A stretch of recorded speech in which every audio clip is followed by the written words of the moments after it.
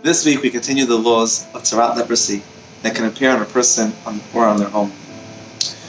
When one sees this plague on the walls of his home, the Torah says that the owner of the house shall come and declare to the Kohen.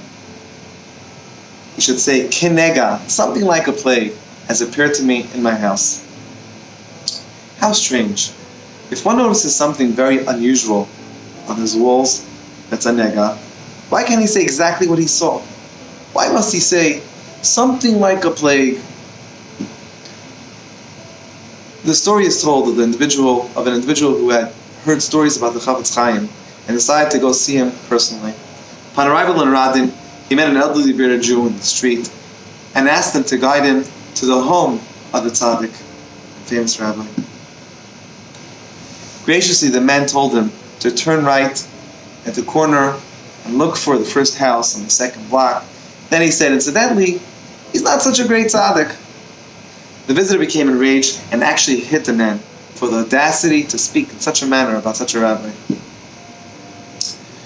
When the visitor arrived at the home of the Chafetz Chaim and was led to his study, he was horrified to learn that the man he had slapped earlier was none other than the Chafetz Chaim himself.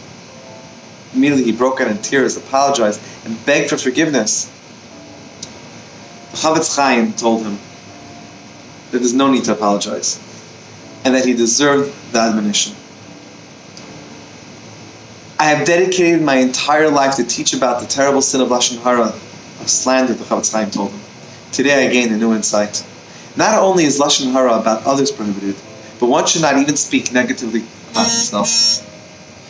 Now we can understand why the person says, kinega, something like a plague. When one sees a blemish in his house, he should not jump to the conclusion that it is bad, but he should be patient and say, it appears that there may be a problem, and seek a solution. If that's how careful we must be about a house, how much more so with people, and how much more so with people we care so much about. Whenever we see a nega plague, someone we love, first and foremost, a husband and wife must realize that they are not to be impulsive and make rash conclusions, just as you wouldn't want to speak negatively about yourself. Don't do it about your spouse. He or she is part of you. Before you start accusing, condemning, or ridiculing, show some restraint. Only after the Kohen, i.e. the professional in the area, tells you definitely that there's a problem, should you take steps to deal with it and rectify the situation under the professional guidance.